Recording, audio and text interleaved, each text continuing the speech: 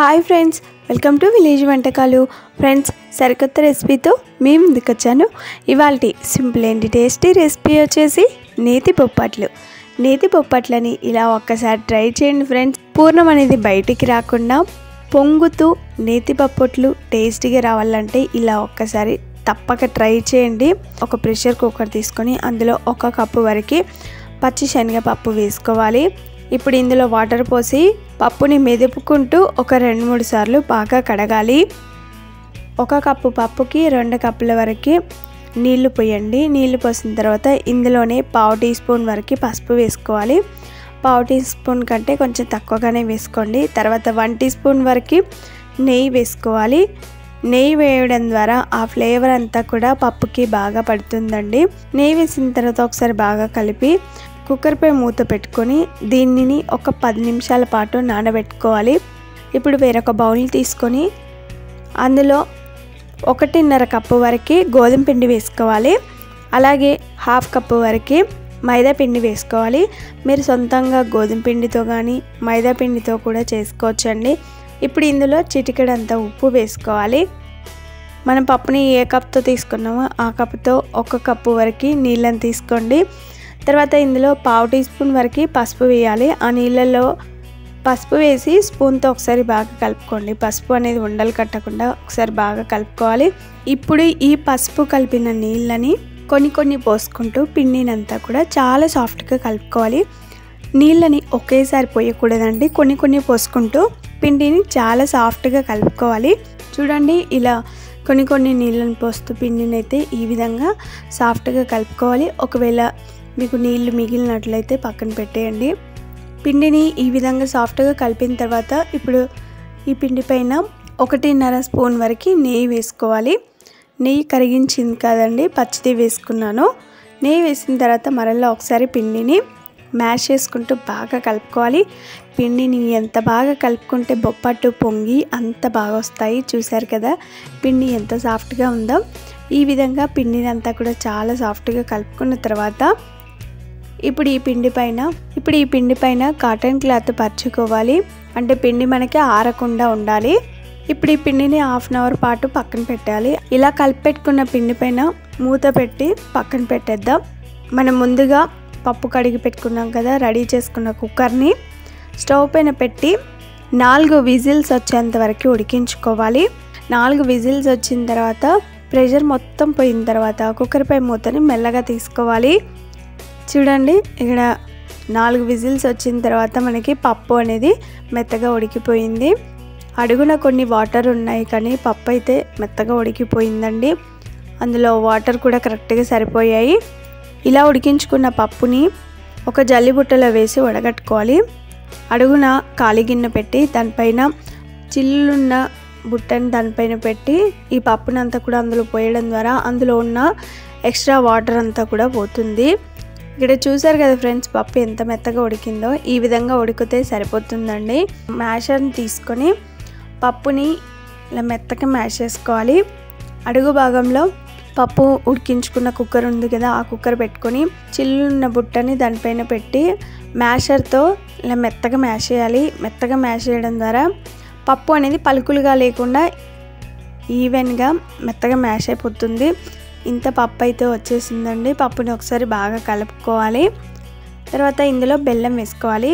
1 cup వరకు బెల్లం తురుము వేసి ఒకసారి బాగా కలుపుకోండి.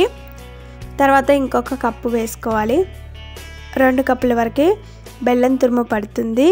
బెల్లం తురుము అంతా వేసిన తర్వాత ఇప్పుడు ఈ కుక్కర్ని స్టవ్ పైన పెట్టుకొని ఒకసారి బాగా కలుపుకోండి. బెల్లం మొత్తం కరిగిపోయి మనకి ఇలా లూజ్గా అవుతుంది. ఇది దగ్గర పడేంత వరకు ఉడికించుకోవాలి.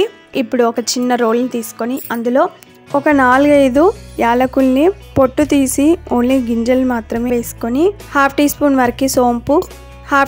వరకు సోంపు మెత్తగా దంచుకోండి. కొంచెం బరకగా ఉంటే సరిపోతుంది, మరి మెత్తగా కూడా అవసరం ఉండదు. ఈ విధంగా దంచుకుంటే సరిపోతుందండి. ఇప్పుడు ఈ పౌడర్ని ఉడుకుతున్న పప్పులో వేసుకోవాలి. ఒకసారి బాగా కలుపుకోండి. కొద్దిసేపు ఉడికిన తర్వాత మనకి కొంచెం తిక్కుగా అయిపోయింది. ఇప్పుడు ఈ స్టేజ్లో నెయ్యి వేసుకోవాలి.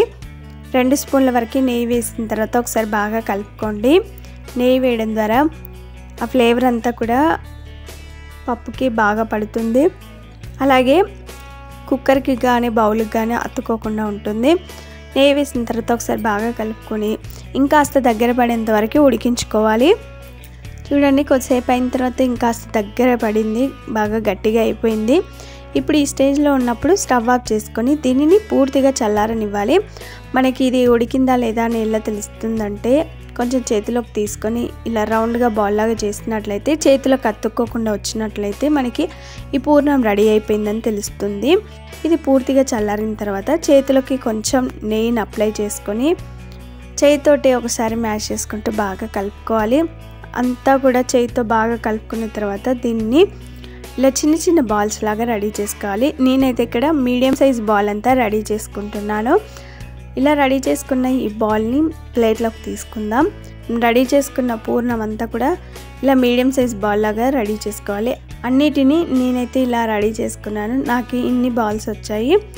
ఇప్పుడు ఈ పూర్ణం బాల్స్ని పక్కన పెట్టేద్దాం. ఇంకొక పక్కన మనం పిండి ఒక హాఫ్ అన్ అవర్ ముందే కలిపి పెట్టుకున్నాం కదా, పిండిపై నుండి క్లాత్ని తీసేసి ఒకసారి పిండిని అంతా కూడా బాగా కలుపుకోవాలి. ఎంత బాగా కలుపుకుంటే నేతి బొప్పట్టు అనేది పొంగుతూ చాలా బాగా వస్తుంది.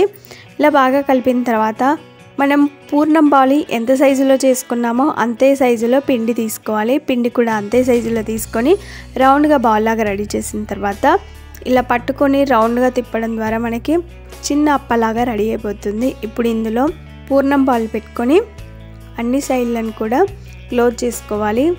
పూర్ణం అనేది బయటికి రాకుండా అన్ని సైడ్లు కూడా కవర్ చేసుకోవాలి. దీన్ని పక్కన పెట్టేద్దాం. ఇంకొకటి చేసి చూపిస్తానండి.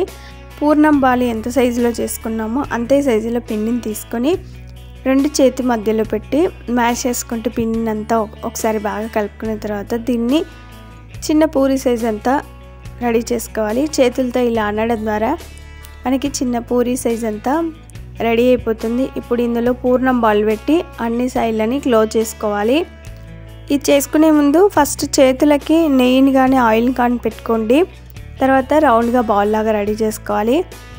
ఇలా బాల్స్ని రెడీ చేసుకున్న తర్వాత ఇప్పుడు ఒక పాలిథిన్ కవర్ పైన కానీ బటర్ పేపర్ పైన, లేదు అంటే చపాతీ పీట పైన కూడా చేసుకోవచ్చు. నేను ఇక్కడ పాలిథిన్ కవర్ పైన చేస్తున్నానండి. శుభ్రంగా కడిగి నీళ్ళు లేకుండా గట్టిగా తుడుచుకున్న తర్వాత కొంచెం నెయ్యిని ఇలా కవర్ పైన వేసుకోవాలి. నెయ్యిని కానీ ఆయిల్ కానీ వేసుకోవచ్చండి. నేతి బొప్పట్టు అంటున్నాం కాబట్టి కొంచెం నెయ్యి వేసుకోవాలి. మనం రెడీ చేసుకున్న ఈ బాల్ని కవర్ పైన పెట్టేసి ఫస్ట్ కొంచెం ఇలా కొంచెం ఒత్తుకున్న తర్వాత దీన్ని పల్చని బొప్పట్లాగా రెడీ చేసుకోవాలి. చేయితో ఇలా అనడం ద్వారా పల్చని చపాతీలాగా బొప్పట్టు అయితే రెడీ అయిపోతుంది. చూసారు కదా ఫ్రెండ్స్, పిండి ఎంత స్మూత్గా ఉందో. మనకి ఇలా అనగానే పిండి చక్కగా జారిపోతుందండి. ఎంత స్మూత్గా మనకి బొప్పట్టు రెడీ అయిపోతుందో చూసారు కదా ఫ్రెండ్స్. చేసుకోవడం చాలా ఈజీ అండి. బొప్పట్టు అయితే రెడీ అయిపోయింది. ఎంత పల్చగా వచ్చిందో చూసారు కదా ఫ్రెండ్స్. స్టవ్ పైన ఒక చపాతీ ప్యాన్ పెట్టుకొని అందులో 1/2 టీ స్పూన్ వరకు నెయ్యి వేసుకొని బ్రష్తో అప్లై చేసుకున్న తర్వాత ఇప్పుడు కవర్ నుండి బొప్పట్టుని వేరు చేయాలి. చేతితో రెడీ చేసుకున్న బొప్పట్టుని మెల్లగా తీసి ఇప్పుడు వేడిగా ఉన్న పెనంపై వేసుకోవాలి. ఒక సైడ్ ఇలా ఫ్రై అవ్వగానే దాన్ని రెండో వైపు తిప్పేసి చూడండి ఫ్రెండ్స్, పొంగుతూ ఎంత బాగా వస్తుందో. బొప్పట్టు అయితే చాలా పల్చగా రెడీ అయిపోయిందండి. మనం పెట్టుకున్న పూర్ణము పిండి కరెక్ట్గా సరిపోయింది. ఒక సైడ్ ఇలా ఫ్రై అవ్వగానే దాన్ని రెండో వైపు తిప్పేసి రెండు వైపులో కూడా మంచి కలర్ వచ్చేంత వరకు ఫ్రై చేసుకోవాలి. రెండు వైపులే ఈ విధంగా కాల్చుకున్న తర్వాత దీన్ని ప్లేట్లోకి తీసుకుందాం. తర్వాత ఇంకొకటి రెడీ చేసి చూపిస్తానండి. ఫస్ట్ తీసుకున్న పాలిథిన్ కవర్కి కొంచెం ఆయిల్ కానీ నెయ్యిని కానీ అప్లై చేసుకోండి. చేతిలో కూడా కొంచెం ఆయిల్ కానీ నెయ్యిని కానీ అప్లై చేసుకొని మనం పూర్ణం పెట్టి రెడీ చేసుకున్న బాల్ని పాలిథిన్ కవర్ పైన పెట్టుకొని చేతితో ఇలా పల్చగా రెడీ చేసుకోవాలి. ఎంత స్మూత్గా బొప్పట్టు రెడీ అయిపోతుంది చూసారు కదా ఫ్రెండ్స్. ఇలా అనగానే స్మూత్గా పల్చగా అయిపోతుంది. ఈ విధంగా చేయడం వచ్చిన తర్వాత ఎన్నంటే అన్నిటిని ఇంట్లోనే ఈజీగా రెడీ చేసుకోవచ్చు.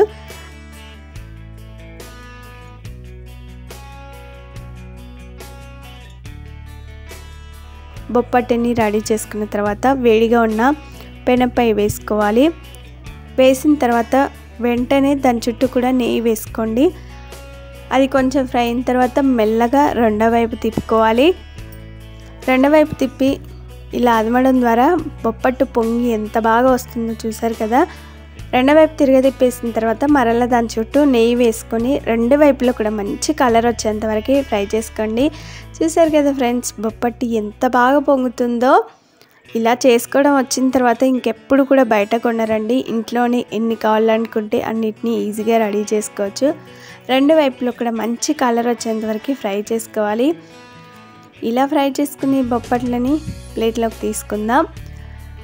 అంత పిండిని కూడా ఇదే విధంగా రెడీ చేసుకొని చూడండి, రౌండ్గా పల్చగా ఎంత బాగా రెడీ అయిపోయాయో. ఇలా రెడీ చేసుకున్న ఈ బొప్పట్లను అన్నిటినీ కూడా సర్వింగ్ ప్లేట్లోకి తీసుకొని సర్వ్ చేసుకుంటే అంతేనండి. సింపుల్ అండ్ టేస్టీ, నోట్లో వేసుకుంటే వెన్నలాగా కరిగిపోయి నేతి బొప్పట్లు అయితే రెడీ అయిపోయాయి. చూసారు కదా ఫ్రెండ్స్, ఎంత బాగా వచ్చాయో. పూర్ణం అనేది అసలు బయటికి రాకుండా పల్చగా నేతి బొప్పట్లు అయితే రెడీ అయిపోయాయి. మీరు కూడా ఈసారి ఉగాది పండగకి ఇలా రెడీ చేసుకోండి ఫ్రెండ్స్. ఎన్నంటే అన్నిటిని చాలా ఈజీగా ఇంట్లోనే రెడీ చేసుకోవచ్చు. మరి ఈ సింపుల్ అండ్ టేస్టీ కలర్ఫుల్ నేతి బొప్పట్లని ఎలా రెడీ చేసుకున్నామో చూసారు కదా, ఎంత కలర్ఫుల్గా వచ్చాయో చూసారు కదా. ఈ నేతి బొప్పట్ల వీడియో మీకు నచ్చిందా ఫ్రెండ్స్? ఆలస్యం చేయకుండా వెంటనే ఒక లైక్ చేయండి. ఫ్రెండ్స్కి కానీ రిలేటివ్స్ కానీ షేర్ చేయండి. మీరు ఈ నేతి బొప్పట్లను తప్పక ట్రై చేయండి. మీకు ఎలా వచ్చింది, టేస్ట్ ఎలా ఉంది, క్వాంటిటీ ఎంత తీసుకున్నారు ఏంటి అనేది ప్రతిదీ కూడా నాతో షేర్ చేసుకోండి. ఫస్ట్ టైం వంట చేసే వరకు కూడా ఇలా చేసినట్లయితే చాలా బాగా కుదురుతాయి. Thanks for watching. Bye bye.